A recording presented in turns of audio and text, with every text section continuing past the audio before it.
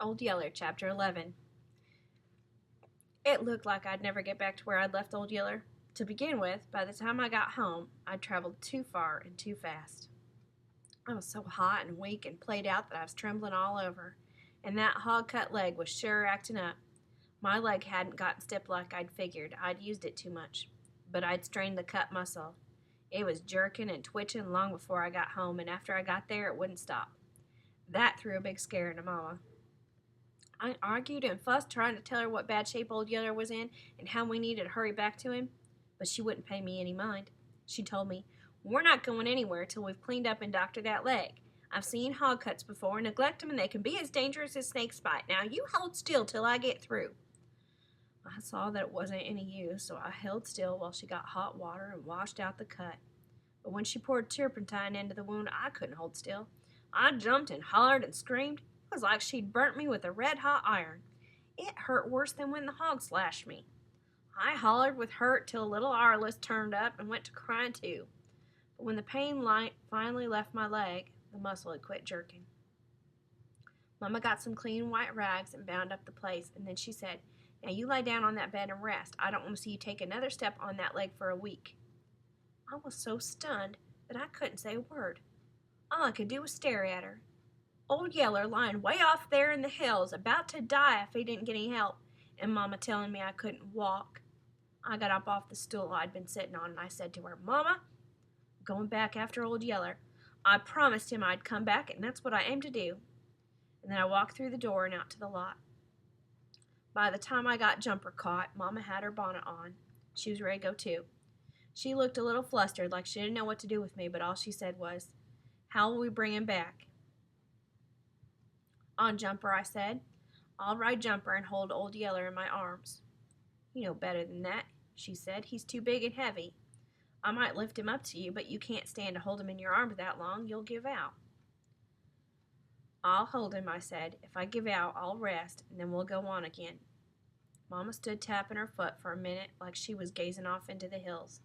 She said, like she was talking to herself, "Can't use the cart. There aren't any roads, and the country's too rough." Suddenly she turned to me and smiled. "I know what. Get that cowhide off the fence. I'll go get some pillows." "Cowhide? Tie it across Jumper's back," she said. "I'll show you later." I don't know what she had in mind, but it didn't matter much. She was going with me. I got the cowhide and slung it across Jumper's back. It rattled and spooked him so that he snorted and jumped from under it. "You Jumper," I shouted at him. "You hold still." He held still the next time, and Mama brought the pillows and a long coil of rope. She had me tie the cowhide to Jumper's back and bind the pillows down on top of it. Then she lifted little Arliss up and set him down on top of the pillows. "You ride behind him," she said to me. "I'll walk." We could see the buzzards gathering long before we got there. We could see them wheeling back along the blue sky and dropping lower and lower with each circling. One we saw didn't waste time to circle. He came hustling down at a long slanted dive, his ugly head outstretched, his wings all but shut against his body. He stood past right over our heads, and the whooshing sound of his body made in splitting the air sent cold chills running all through me. I guess it was all over for Old Yeller. Mama was walking ahead of Jumper. She looked back at me. The look in her eyes told me she figured the same thing. I got so sick that it seemed like I couldn't stand it. But when we moved down into the prickly pear flats, my misery eased some. For suddenly, up out of a wash ahead rose a flurry of flapping wings. Something had disturbed those buzzards, and I thought I knew what it was. A second later, I was sure it was Old Yeller. His yelling bark sounded thin and weak, yet just to hear it made me want to holler and run and laugh. He was still alive. He was still able to fight back. The frightened buzzards had settled back to the ground by the time we got there. When they caught sight of us, though, they got excited and went to trying to get off the ground again. For birds that can sail around in the air all day with hardly more than a movement of their wingtips, they sure were clumsy and awkward about getting started. Some had to keep hopping along the wash for 50 yards, beating the air with their huge wings before they could finally take off. And then they were slow to rise. I could have shot a dozen of them before they got away if I'd thought to bring my gun along. There was a sort of crazy light shining in Old Yeller's eyes when I looked in at him. When I reached to drag the stump away, he snarled and lunged at me with bared fangs. I jerked my hands away just in time and shouted, "Yeller!" at him. Then he knew I wasn't a buzzard. The crazy light went out of his eyes, and he sank back into the hole with a loud groan, like he'd just had a big load taken off his mind. Mama helped me drag the stump away. Then we reached in and rolled his hurt body over on its back and slid him out into the light. Without bothering to examine the blood-caked cuts that she could see all over his head and shoulders, Mama started unwinding the strips of cloth from around his body. Then little Arliss came crowding past me, asking in a scared voice what was the matter with Yeller. Mama stopped. "Arliss," she said, "do you think you could go back down the sandy wash here and catch Mama a pretty green striped lizard? I thought I saw one there around that first bend." Little Arliss was as pleased as I was surprised. Always before, Mama had just sort of put up with his lizard catching. Now she was wanting him to catch one just for her. A delighted grin spread over his face. He turned down and ran the wash as far as he could go. Mama smiled up at me, and suddenly I understood. She was just getting little Arliss out of the way so he wouldn't have to look at the terrible sight of Yeller's slitted belly.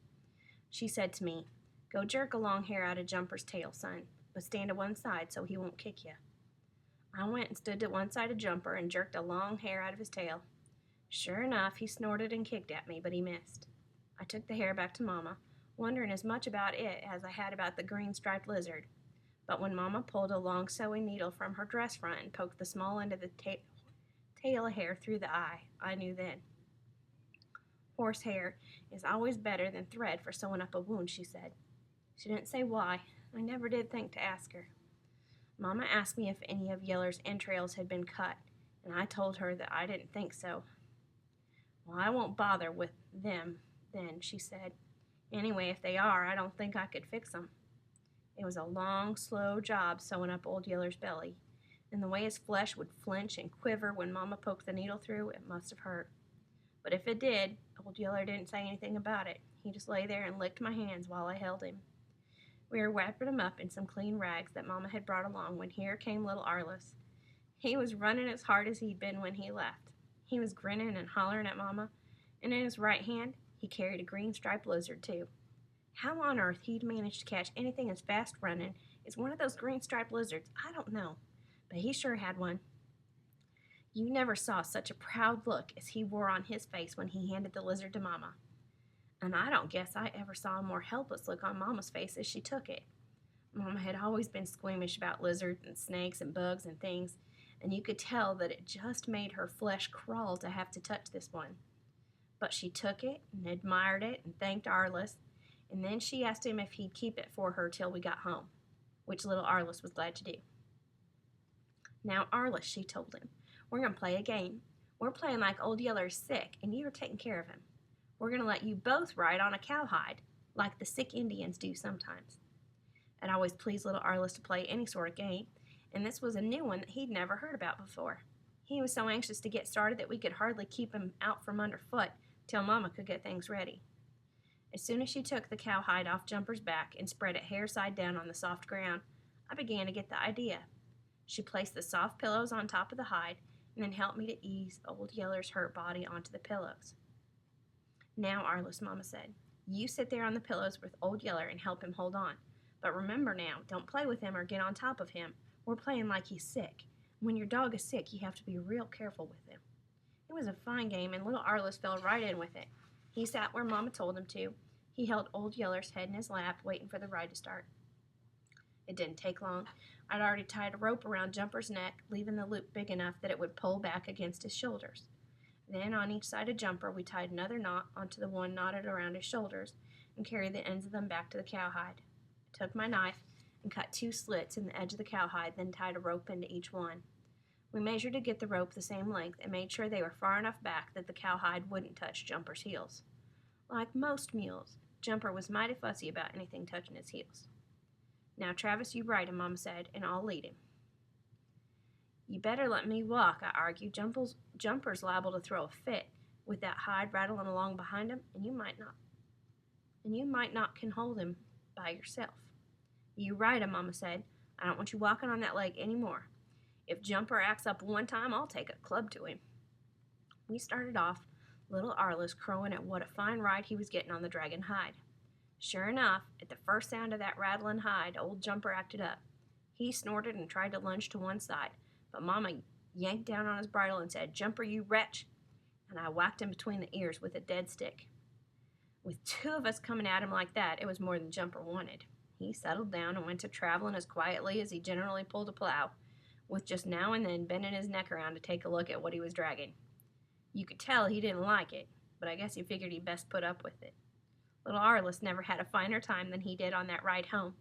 He enjoyed every long hour of it, and part of the time, I don't guess it was too rough on old Yeller.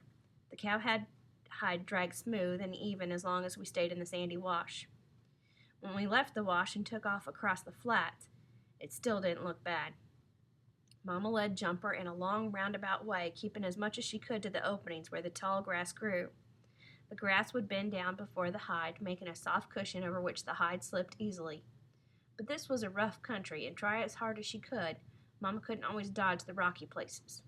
The hide slid over the rocks, same as the grass and the sand, but it couldn't do it without jolting the riders pretty much.